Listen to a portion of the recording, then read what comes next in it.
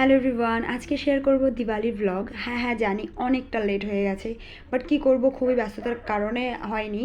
তো দিওয়ালির সকাল সকাল এই যে সকালবেলা আমি স্মুদি খেয়ে নিয়েছিলাম ঘুম থেকে উঠেই, কারণ পেটের অবস্থা খারাপ ছিল। তারপরেই সুন্দর করে নতুন বেডশিট আসছিল, সেদিনই মেশো থেকে চলে এসেছে এই বেডশিটটা, ভীষণ ভীষণ ভীষণ সুন্দর।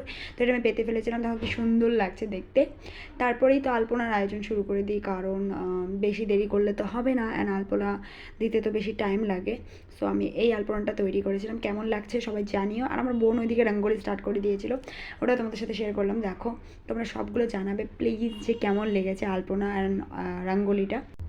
দেখো দিওয়ালি মানে কি বোম, মানে বোম ছাড়া কিন্তু কথাই হবে না, মানে চারিদিকে আওয়াজ হবে, শব্দবাজি, মানে আলাদাই একটা মজা। অনেক অনেক অনেক বোম ফাটিয়েছি দিওয়ালিতে, ভীষণ ভীষণ ভীষণ মজা হয়েছে।